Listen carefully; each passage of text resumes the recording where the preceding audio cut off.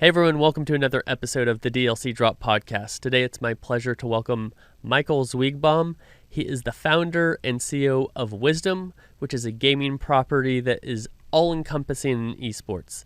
They have their own IP, they're doing production, they have teams. He's also going to take us through all the lessons he's learned in the scrap metal business that have then applied to a successful business in esports. Let's talk to Mike. Drop in the untold stories of industry leaders, influencers, and insights on future innovation. I'm John Davidson, and this is the DLC Drop Podcast.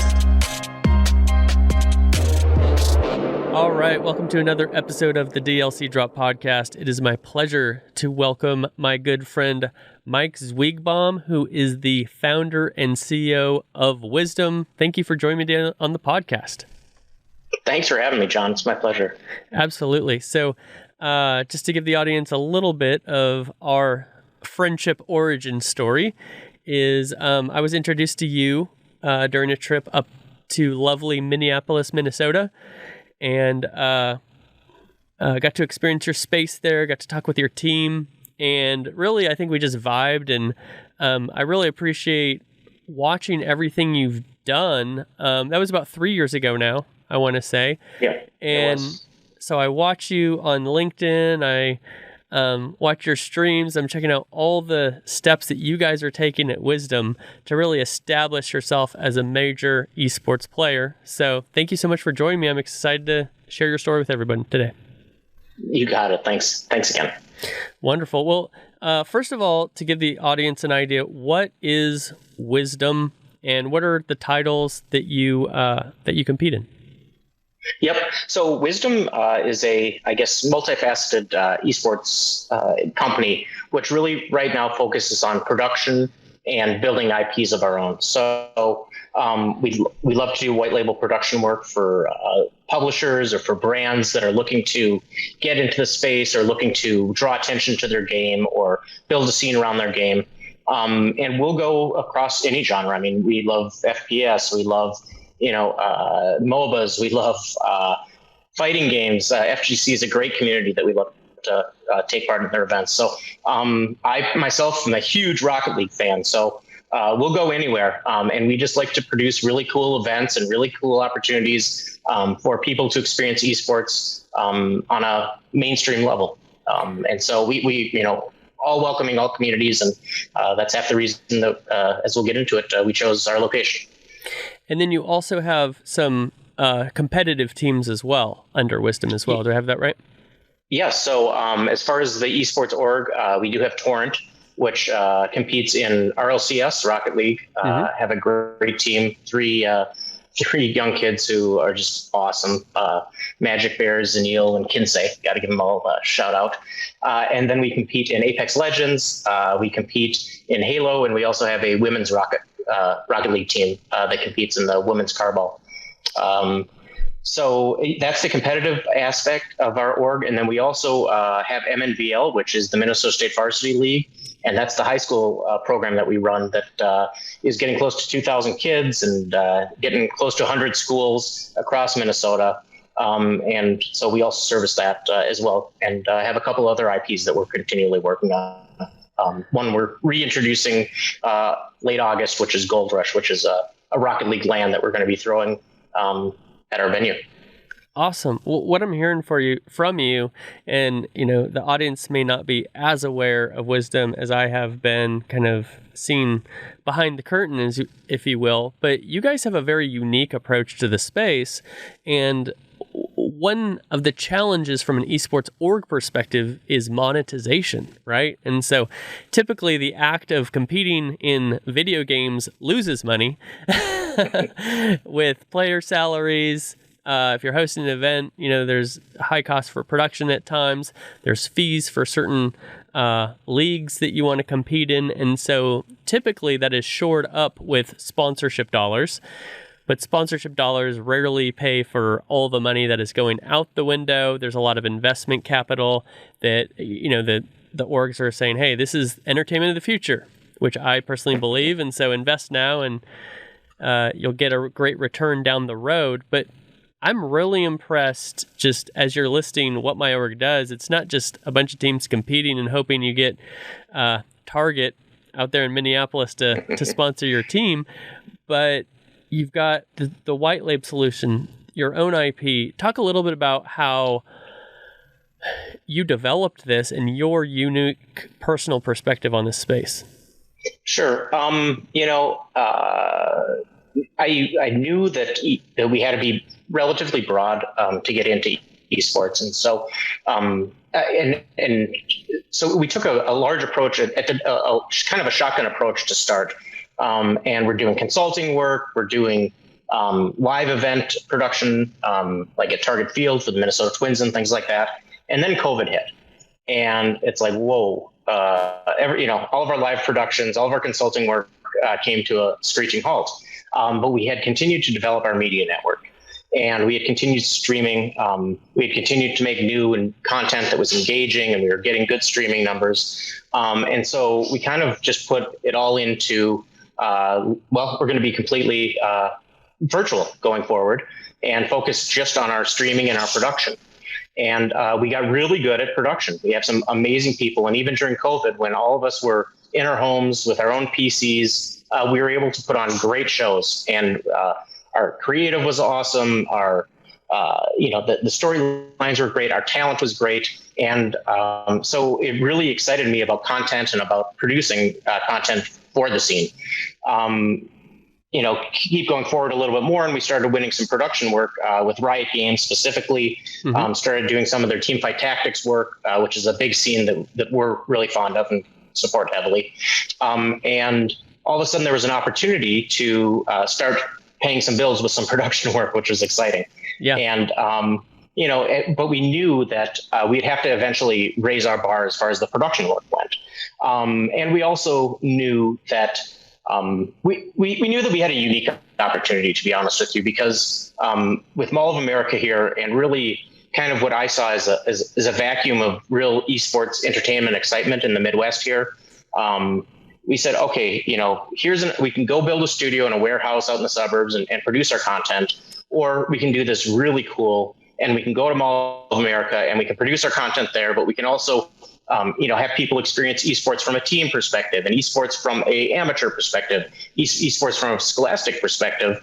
And so it really all started with the content and with us, building kind of a scene and some credibility within the industry. And then once we had that, we felt confident that, that the next step was us moving to Mall of America and kind of expanding our vision and expanding our scope. The DLC Drop podcast is sponsored by Ice Shaker. I've been a huge fan of this brand for the past few years, ever since I met founder Chris Gronkowski. What I love about this product is the brand story, the functionality, and the customization. Ice Shaker is a Shark Tank company invested in by Mark Cuban and Alex Rodriguez, owned by NFL players Rob Gronkowski and Chris Gronkowski. I love using my Ice Shaker anytime I'm driving to the podcast studio, I'm going skateboarding, or I'm at the gym. No matter what I'm doing, it just does a great job of keeping my drinks hot or cold. The customization for Ice Shaker is something that's super unique. You can get any name, just about any logo engraved onto your Ice Shaker and delivered to you within just 3 to 5 business days. Get your own DLC Drop branded Ice Shaker at iceshaker.com/DLC Drop. Save 20% on all Ice Shaker products with the discount code DLC Drop. That's really interesting. I'm curious in your perspective of, there's kind of two different dynamics from a pro esports perspective from a location standpoint. And one is either I'm here in Dallas, which is, you could say, maybe the second biggest esports hub, second to LA. And so you might say, if I want to start an org, I need to be in Dallas, or I need to be in LA where, these things are happening. Obviously LA, there's a bunch of publishers there, so that could be an argument. But there's the other side of the coin, right? Which is, wait a minute, there's not representation here. Now, obviously our friends at Version 1 are in the same city there, but the Midwest greatly is underrepresented in the esports space. And so there can become a vacuum where you're the only show in town or one of two and able to really rally around that base. Yes, and that was the whole thought. Version 1 came to town, and that was great for us because they have the Call of Duty and Valorant and a lot of the expensive games that are really exciting to people, and so just to have them in town is kind of even brought us forward even more, brought us more excited about the opportunity. But that was really we look at it as an international opportunity. However, also just because Mall of America gets 40 million visitors a year, it's literally more than Disney World and Graceland combined. Whoa! And so it has international travelers there every day. It has hotels, it has the airport. There's a 5-minute train ride from there, and so. Yes, there was a vacuum in the Midwest. And so, but we also saw an opportunity to be on a stage that no one had taken up yet. If esports had been more advanced, it would be more likely that a big name would have wanted to set up at Mall of America, sure. Just being that it's such a prime location. But it was a great opportunity for us to work in conjunction with them to say, okay, let's do something in the Midwest that isn't just for the Midwest, it's for the international scene, but try to bring the attraction to the Midwest. Well, one thing I love about our esports community is that it is a true community, and even professional teams that are in close together location-wise can still be complementary. In fact, I had a podcast the other day with Gabriel Kos of the Magic Gaming Orlando Magic NBA 2K team, and one thing that he was sharing was he said, hey, sometimes we collaborate with Misfits, who's just down south in the Miami area, saying, hey, these guys do great content creation, but if you're looking for this NBA audience, we would love to be your partner. It sounds like, and I guess some of that the Midwest hospitality, I guess it's not Southern hospitality, Northern hospitality, but Midwest folks are known for getting along pretty well and being pretty kind people, which you are one of those, I can attest personally. Thanks, John.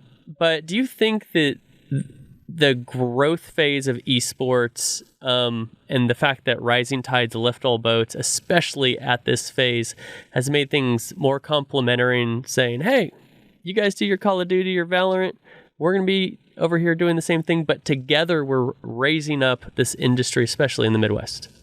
Oh, for sure. They're a sponsor on our Minnesota State High School League. We, cool. Host watch parties for them. Yeah, it's we're all about the Rockers succeeding. We're all about version 1 succeeding. And absolutely. And they look to us, I think, with our location and our capabilities to help uplift them as well. And so, it's cool. We both have Rocket League teams, and we want to continue to grow that rivalry. Yeah, of course. We've had some great competitions already. So, we look at absolutely, let's build an esports scene where every Friday, Saturday night, people are going, hey, let's go check out some esports. And, we want to create that regular cadence, and we're only going to be able to do that with each other and hopefully more. I love that. I'd love to dig in a little bit deeper on the Mall of America. I'm not from Minneapolis, so I don't have a ton of Mall of America experience. However, I will tell you, I did used to work at a skate camp in Wisconsin in the summers. And my one significant Mall of America experience was my plane was delayed 6 hours, and I was 17 years old. And so I bought a pound of gummy bears, literally 1 pound, and I ate them as I walked around the Mall of America. And the one takeaway listeners should have from this episode is do not eat 1 pound of gummy bears in one sitting. Beyond my personal experience, can you give our listeners an opportunity to better understand what are you doing specifically in that space, and what are your goals for that space? Sure. So we built a full production studio with capabilities. We have a full sound stage. We have a bar restaurant upstairs with the big screen that can show what's going on in the sound stage. We have live seating available in the sound stage. And then we have multiple control rooms, team rooms, and a green room for talent. And really what we've created is a scalable studio, which we have our actual soundstage, which can seat about, I would say, up to 100. for a live event if we had like 2 teams competing in there. But the whole mall has fiber wired through it. And so what we're able to do is scale from a 100-person event up to like our WNS, which was the Wild Rift North American Championship that we held in April at Mall of America, was in the Rotunda. We had 9,000 people over 3 days, and we were able to produce a full-scale esports event in one of the most daunting venues you'll ever see, with the Mall of America Rotunda, which is like 4 stories up with people standing on every level looking down at you while you're competing, as well as seating on the floor. But so it was really the opportunity to create a venue that, like I said, can compete with some of the better esports venues in the world right now, but not have to spend $1 billion to be able to do it, but utilizing an infrastructure that people already invested billions of dollars in to put our studio and our soundstage in that venue. And the other thing I love about it too is people can come experience a broadcast and come in for a weekend Wisdom event and not just have to be at our place. They can go ride the roller coaster. They can go, to the mirror mazes. There's so much for people to do. It's literally like a convention every day. And, I know a lot of esports events have kind of followed the convention model where you'll have multiple events take place at once. So you can group a bunch of people together and have a bunch of venues and different things to do. Really, we have that every single day at Mall of America. And like I said, with the hotels and with the airport all being within minutes, and you don't even have to step outside, which is very important in the Midwest and in the winter. You're able to experience it all on a daily basis. And so we hope to produce daily content, weekly content, monthly content, and then have those tentpole events that are yearly where people are like, I got to be at Mall of America in late August for Gold Rush every year. I love that. Yeah, you're capitalizing on a lot of foot traffic of people who otherwise would not experience an esports event, especially within an activity where seeing is really believing. That anybody listening to this, if you have not been in person to a professional esports event, I strongly urge you to go, because the energy there is much different than what a lot of people think when they say you're sitting around watching other people play video games. It's also a good point on the convention style where, you've got these home stands or these grand finals or something like Evo, which just happened, which you're having a lot of different types of games within the same genre, but within the same convention. You are probably, though, the only location that has a roller coaster inside of the same building there. So that's a differentiating factor for you. And then I'm also hearing that it's a great point with just the travel in the airport is esports is so global. So when you can make the flights a little easier, when you can make the hotel stays a little easier, you can host this thing that is far more global than just about any other sport around the world. Yes, and we also built our facility and built it there because it's very important that the talent of esports is taken care of, right? I mean, they're working harder than anybody. They're flying from city to city, the influencers and the casters and the professionals. And so to hopefully create a really good environment for them that they want to come back, that it's easy for them. They can shoot in and out of town and not have to be, saddled with, I got to take this cab to here and I got to find my hotel and I got to just make it very easy. Come in, 24 hours, boom, you're done, you're out. And it's very, very simple. And that was a big part of what we thought is it's going to be so hopefully easy for us to attract people to want to come participate in our venue and in our events just because we make it easy for them and comfortable.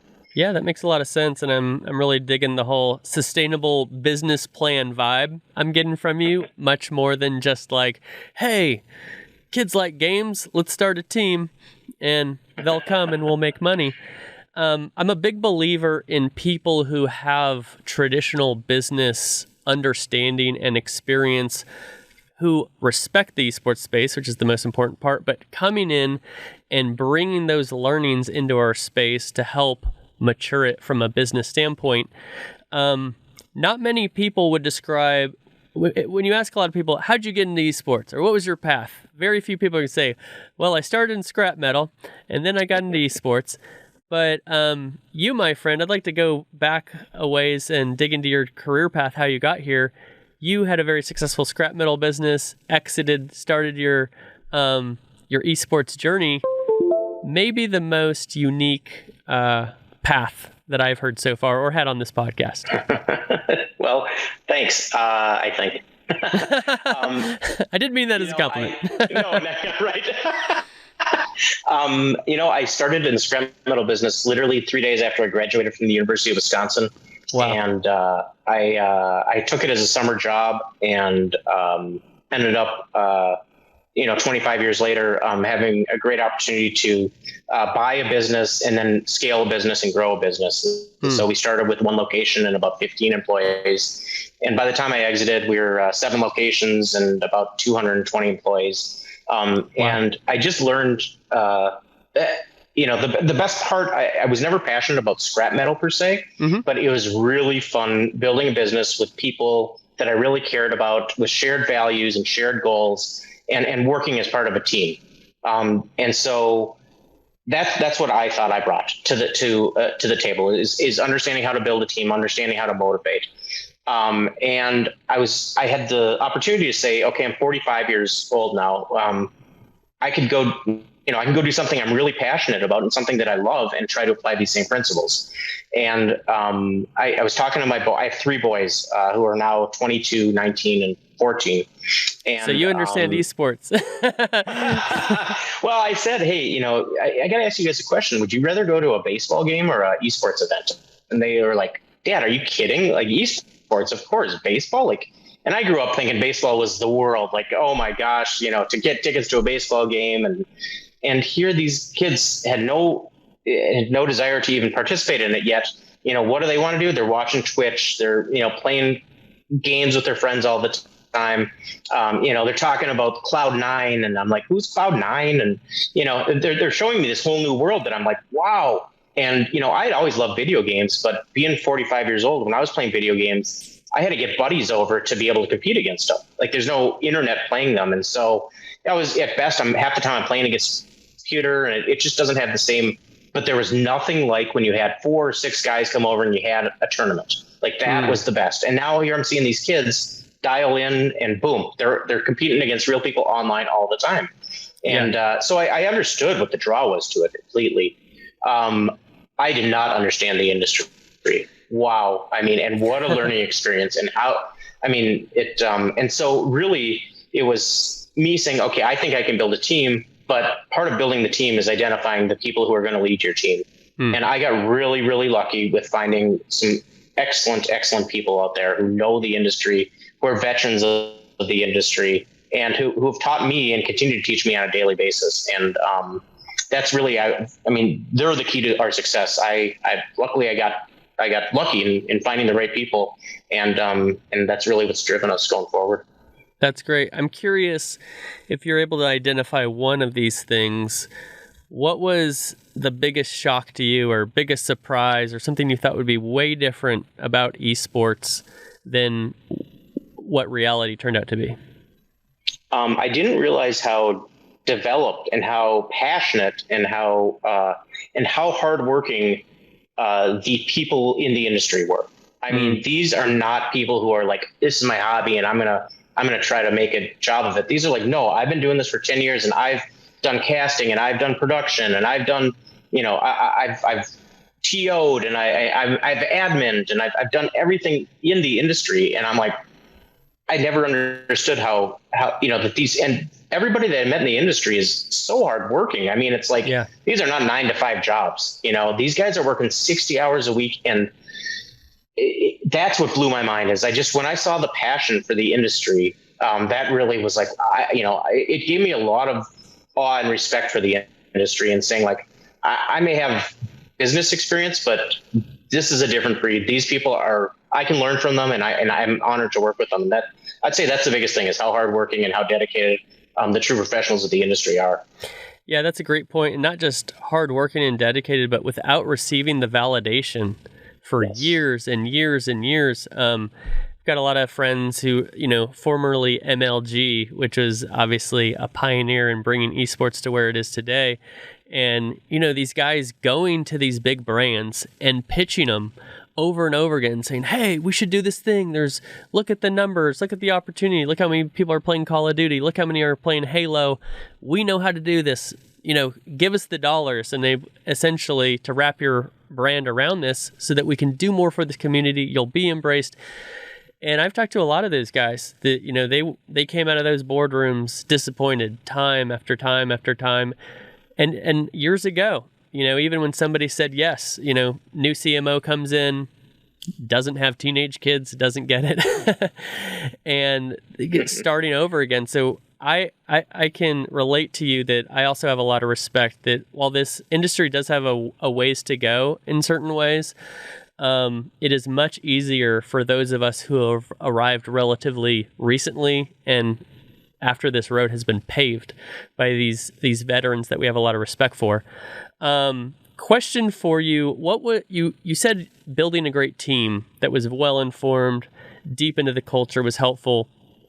Was there anything else that really helped you learn the space that our listeners who are first getting into the space can maybe take hold of and get a better understanding themselves?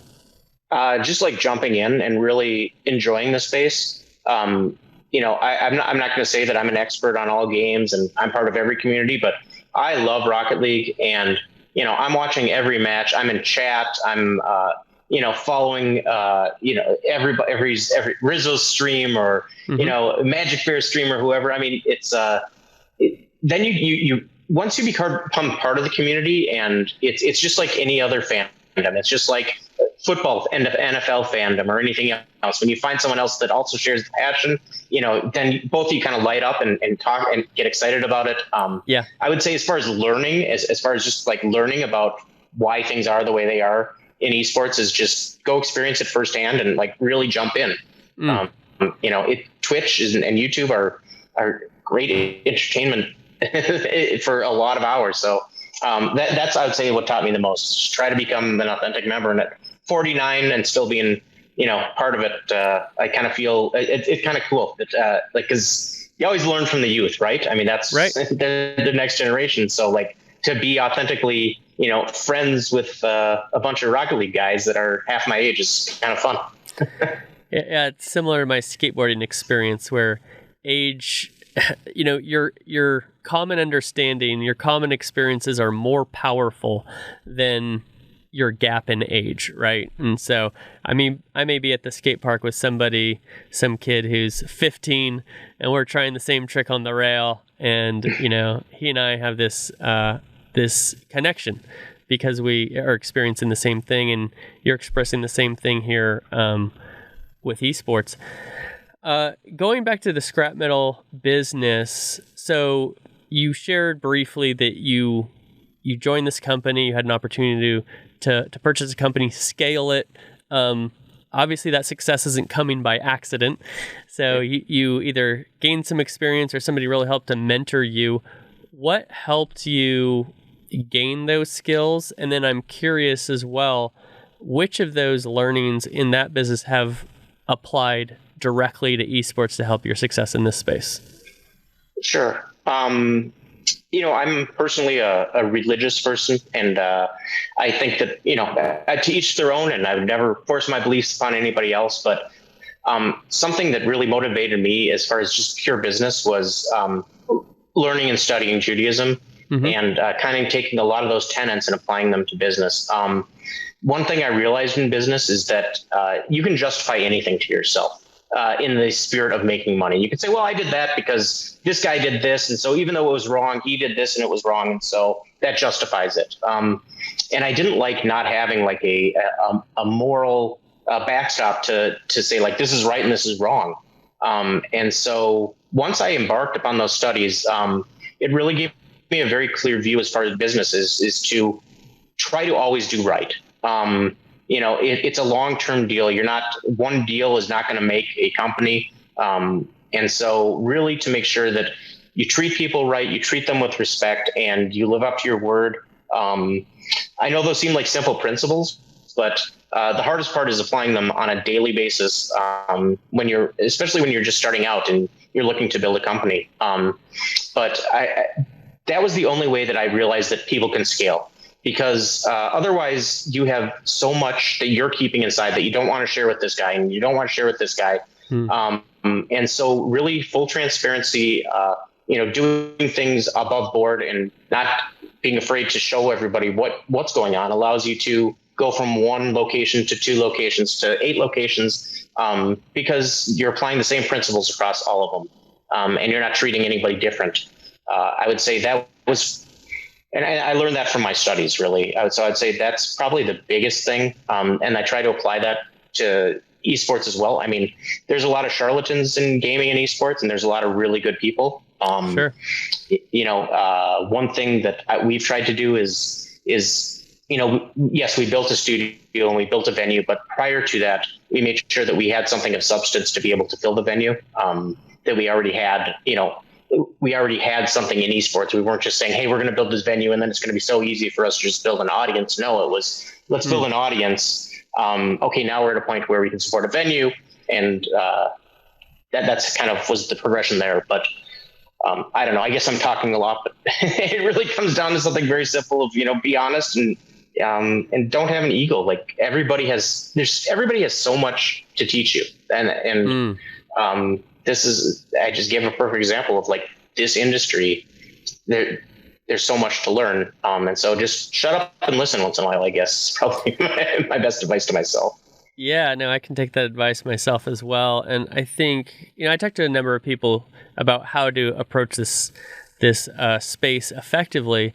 And one of the biggest mistakes that people make is they've had success in other industries, or they're in a leadership position with some non-endemic brand or whatever, and they just come in and start giving orders or talking, and they don't take the time to listen and learn. And one of the great things about this space is when you ask people what they want, they'll tell you.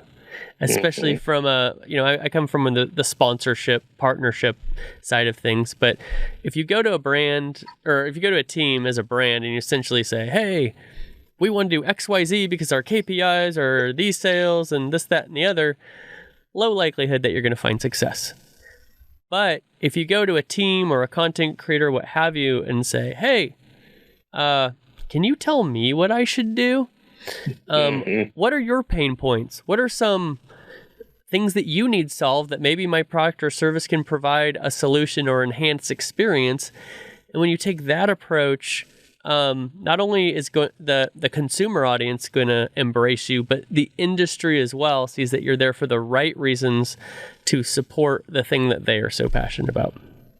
Absolutely. And it goes so far. I mean, that's the other thing that I've learned is, right, like when you do authentically support a scene or someone in the game space, the love is tenfold in return.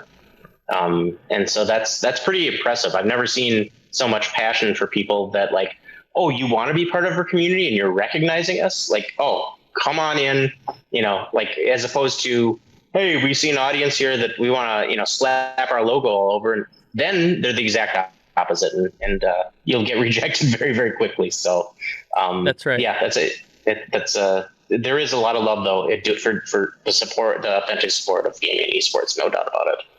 Yeah, one thing I've experienced is a major difference between skateboarding, which has been my life experience before my esports career.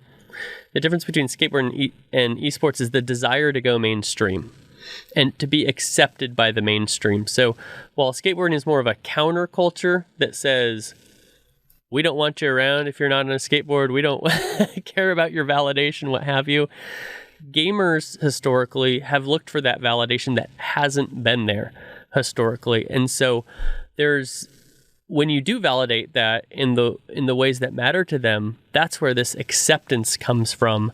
And what can appear to be gatekeeping or, not wanting anybody in this world is just a response to perhaps people not approaching the space in a way that keeps it pure. Because one of our biggest concerns is that, all these brands and these dollars come in, and the whole reason that this entire industry was started in the first place is gone, because it's no longer about competing at the highest level in the games that we love the most, right? It's been infiltrated by all these other initiatives that have other agendas beyond that. And I don't know if it's the generation or if it's gamers or a little bit of both, but they're very smart. Like smarter than your average consumer out there, much more discriminatory. And so like they will check out their brands and they'll vet them. And so they don't, where me, I'm kind of like being 49, my generation was like this dumb consumer of like, Coke and a smile. Okay, that's good enough for me. Like I'll buy a Coke. Right. That's not these guys, this generation and especially gamers want to go deeper into what am I really consuming and why, and should I really support them? So that's a big part of that as well, I believe. Yeah. Back in the day, it was the company that bought the most billboards won the most business. And nowadays consumers, not only are they interested in, are you supporting me and what I'm about and what I want to do, but we see this with social causes as well, right? Like, hey, is this brand taking care of the environment or whatever the social cause that the person may care about? I heard you talk about building an audience, and so how your first step into this, your successful journey here was building an audience so you have something credible that then can be supported with other types of businesses and scale. What are some tips that you've learned how to successfully build an audience, and were there any? How easy was this road? Was it bumpy or more smooth?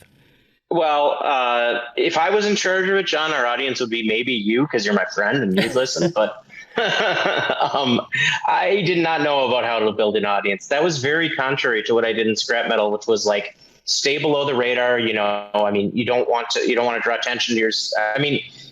We drew a very fair business, but it's like, you're shredding automobiles and it's dirty and it's, you don't like, do these pieces on look at how great we are for this and that, although we should have in retrospect. But I could see a stream with like automobiles being smashed. I think that might draw an audience, but it would. You're the expert here. I could be right. Well, but then, you got to have someone saying that, this has this environmental impact. And good point. It was heavy industry. It was heavy industry where, and so it was kind of a shock. I was like, I remember I did a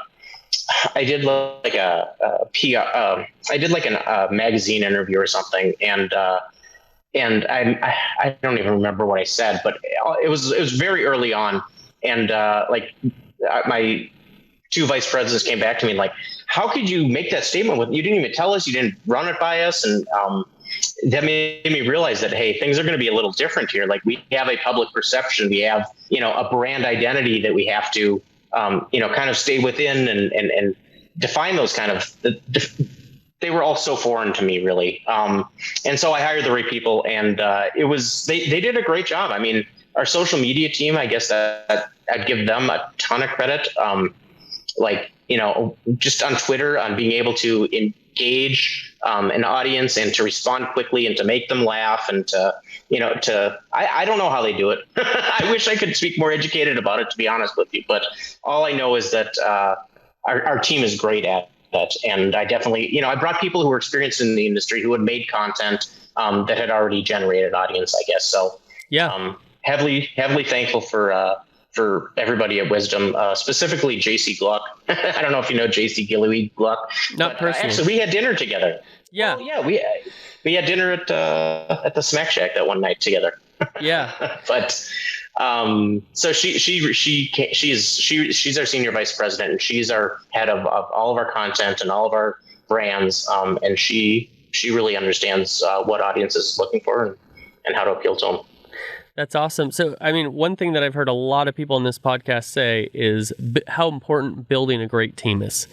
So, yes. What I'm hearing from you is one key to building an audience is to hire people who know how to build that audience and hire for your weaknesses, right? Like you've got your own yes. personal strengths that I'm sure you're handling things directly day to day, but there's other pieces that are less native to you that you're hiring for. Give us a little bit of an insight on building a great team. What should people keep in mind when they're doing that? And I've continued to learn this, so it's not like I went in knowing all of this, but transparency is everything. People do not like finding out about things after the fact. It's also important to understand what people's roles are. And to make sure that you're setting the expectations of what they should be a part of and what they shouldn't be a part of. And so, and just that communication down is really the most important thing. Transparency, clarity, jobs that you want, like I say, you understand this is how far you go, and you just have to trust in the other people. And it was really hard, to be honest with you, over COVID, when we were completely virtual, as we continued to hire, to be able to develop that trust among each other. And we had a lot of people who really excelled and kind of just took things under their own wing.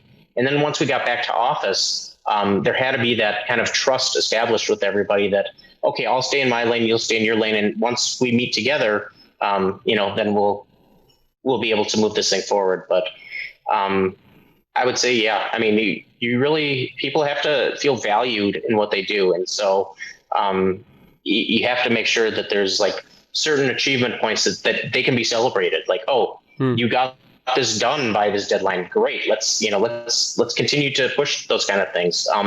Because people don't like just like day to day, what am I going to do? Not feeling part of the bigger picture. And so it's a fine balance, but it is really important to keep people all, understanding like what the company is really trying to accomplish and what role they specifically play in helping them to meet that achievement.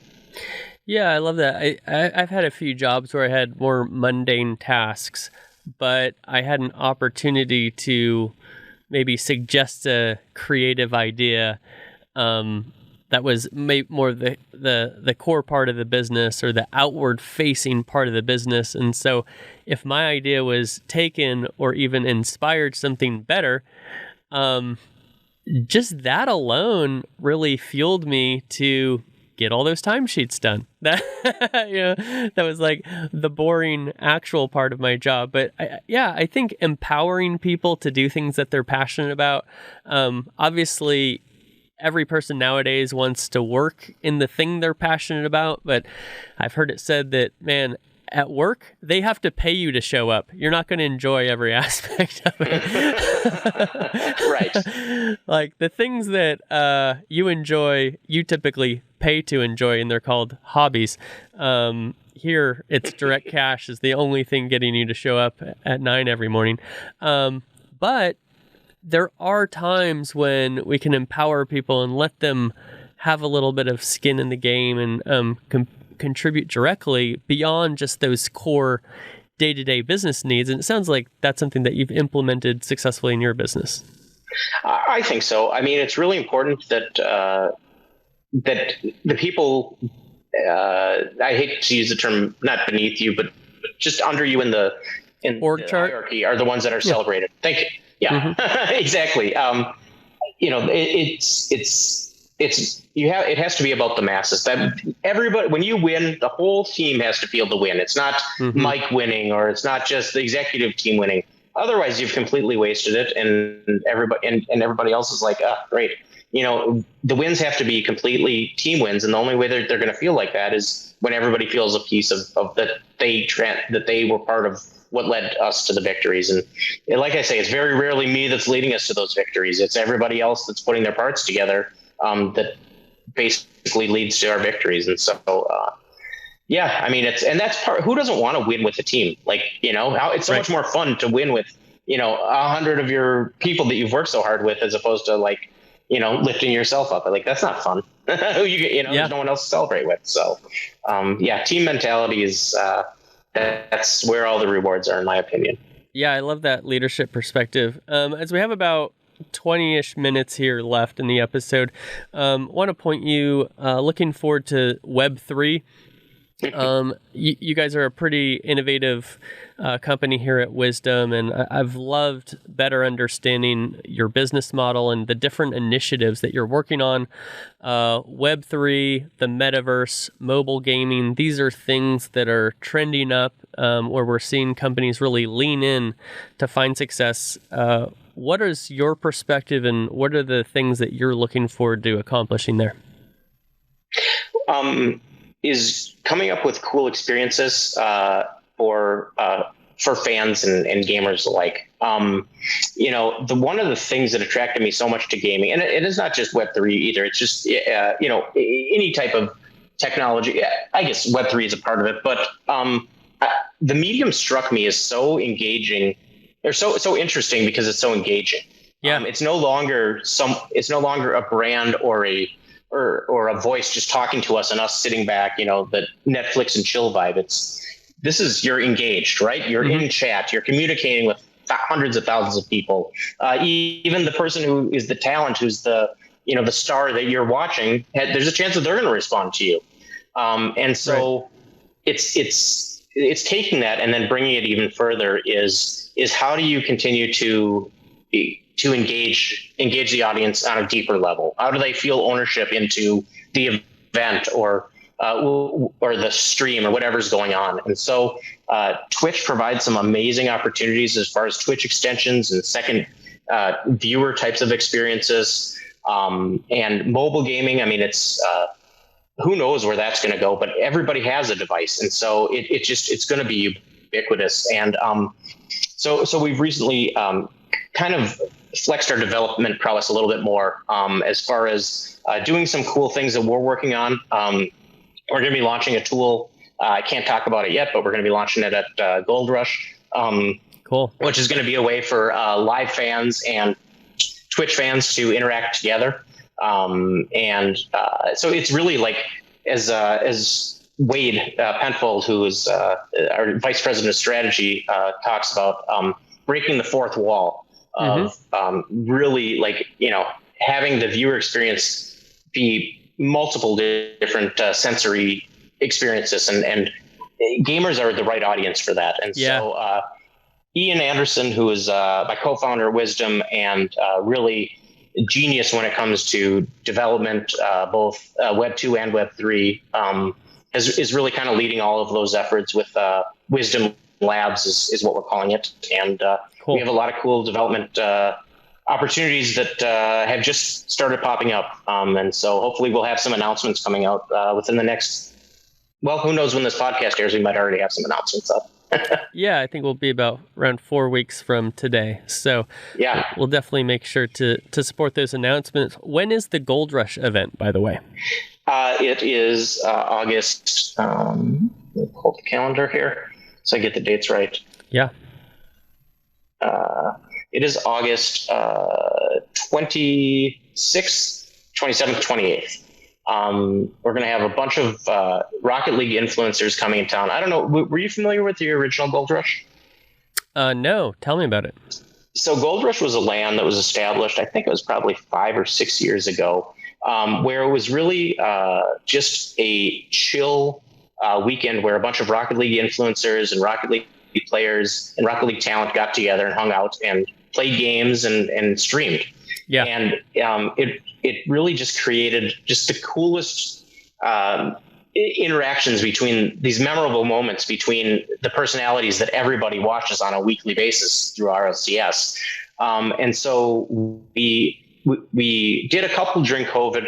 We did, I think, 3 during COVID where they were completely virtual, but we did like cool versions. Once we did a Renaissance theme of people playing Rocket League, and we had custom maps and cool influencers. But this is going to be our first opportunity to actually do a live one. And so we're bringing a bunch of Rocket League talent in town live, and we're going to be streaming live from all of America, studio audience. So there is an opportunity for studio audience to come in and watch the live streams and see the players in person.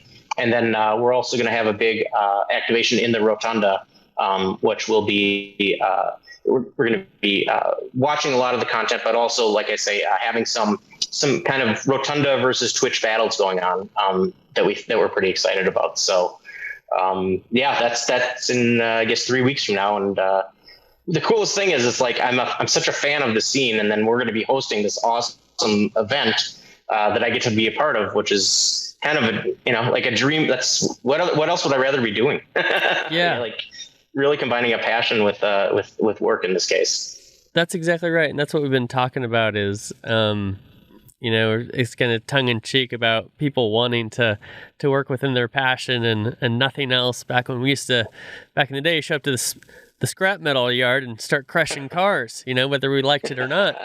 And that's right. I think it's so cool that number one, that this passion has developed through your life, and as you found it and the opportunity, and then applying your business understanding and your leadership to build a great team that has essentially, rather than just having a passion and saying, I want to go work in this industry, you have very actively developed something that has enabled you to participate in your passion.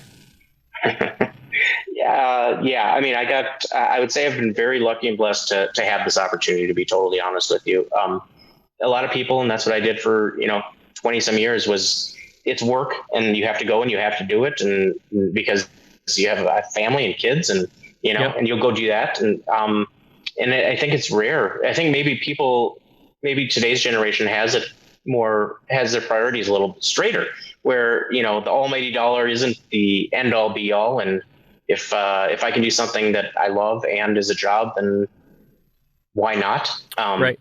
And so I got to experience that, where a lot of people my age don't get that opportunity. And so I'm extremely grateful for that. And I don't think I've wasted a day of it. And I'm going to eat it up as much as I possibly can until we don't do this anymore, which I hope is 50 years from now.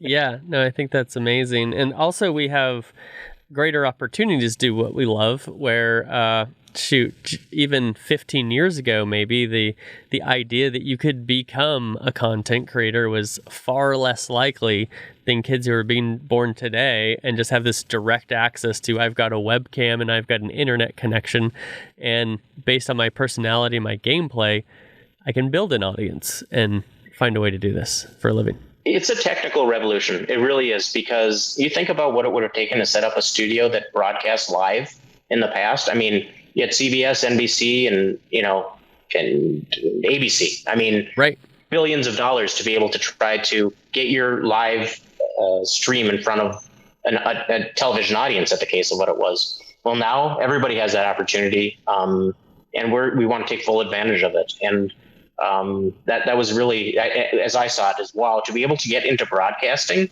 Mm-hmm. If someone, you couldn't say that 15 years ago, that I'm going to start a broadcasting company. People would have laughed at you.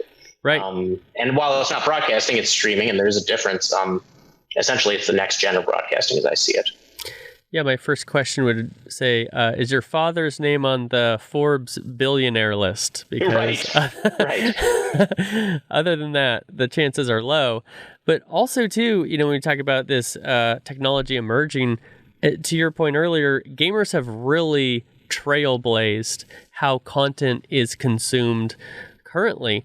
And I think that's so cool that our community has really been the ones to push this forward. Nowadays, every company that's had a broadcasting studio now has a plus next to their sign to stream stuff, right? You're right. And so gamers are really the ones pushing that, and people thought, wow, really? You're going to watch someone with a webcam just play a video game instead of you playing it? And yes, first of all, especially when they got a personality that makes you laugh or or stirs some emotion in you. Exactly. No doubt about it. Man, I'm so curious to hear about this this interactive platform, Wisdom Labs. Without divulging too much, as much as you can, what are some things from the current experience that you see are missing that can be improved? More participation by the fans themselves. So just feeling part of the broadcast. You see them sometimes. I mean, and they have like live votes where you can vote for this or vote for that. I think it's to start with the medium. You're talking about a two-way conversation. Let's make it a two-way full interaction and not just conversation. So not only will you just watch what I have going on, but you can influence what I have going on, or you could add an element to what's going on. I'm just making this up, but I'm playing Fortnite, and I all of a sudden the audience decides to throw in a dragon and he's fire breathing, and I mean, again, I'm just making stuff like that up, and we're not doing that. I don't want for the record, epic scared or anything. Yeah. but no, it's engaging the audience on a deeper level is really what our major focus is. That's interesting. I think one example, and it may not be a direct example, but the fan-controlled football league Yes. is one where I believe the fans vote on which play is going to be played or something like that. And That's so correct. did that provide any type of inspiration to you or a case study? Inspiration for sure. I mean, yeah, that was, I think that was genius when I first heard about that. I don't, it's, I would imagine tougher. Well, I don't know. I don't know. I have not participated in it. But certainly that's exactly the type of opportunities that we're looking to do, is where, an immersive experience for fans on every opportunity, as much as we can do. So yeah, that's a great analogy. That was definitely an inspiration. Yeah, the thing that I think about with fan-controlled football is the physical toll, the collateral damage, if you will. I could see if I was a running back on a team and the fans call another run. It's like the O-line literally does not exist in this game. Don't send me through that front line one more time. But in games, and this is what's cool about games, is that aspirational nature, the ability to create things that in our daily reality don't or cannot exist. There's a lot more opportunity to really lean into that and create that interaction and increase engagement. Yes, and that's the objective. It's a fantasy world, and it can go. Nothing is there's no limitations of where you can go in gaming and what you can create. And so that's where we'll continue to focus.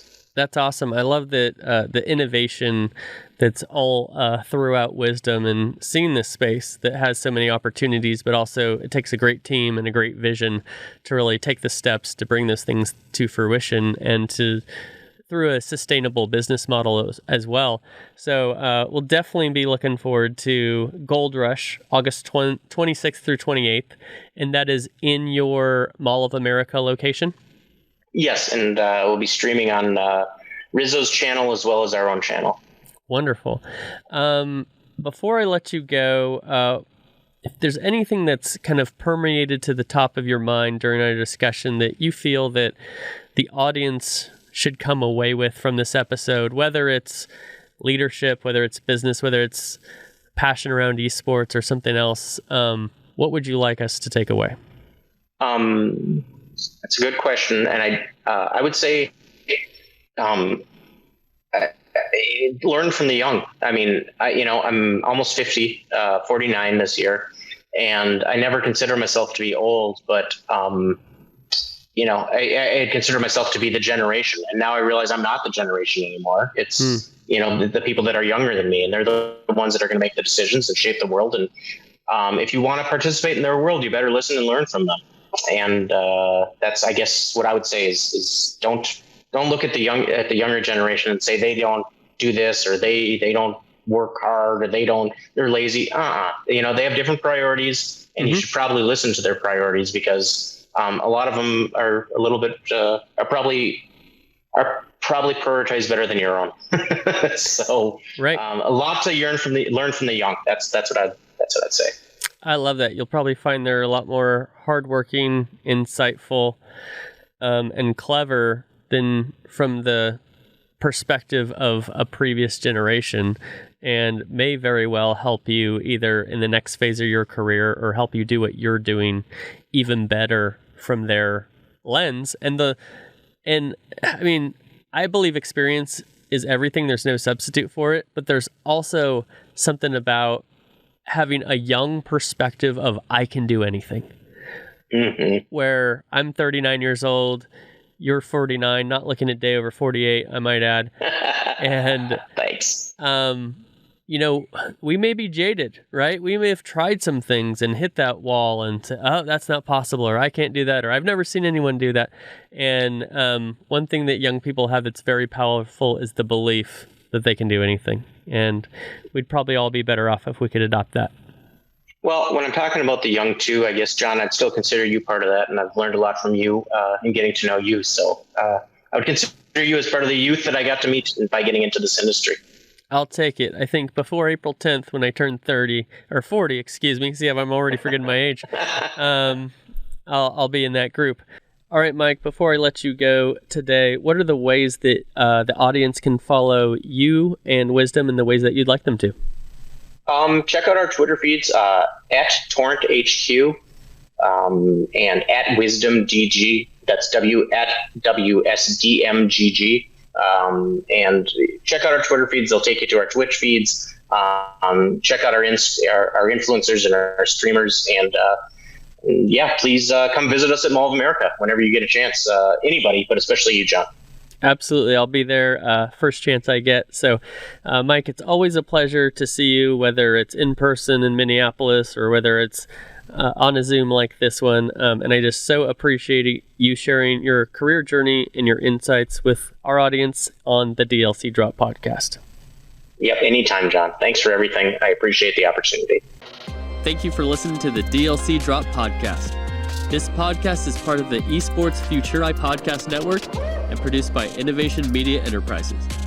Make sure you subscribe on your favorite podcast channel and leave us a review.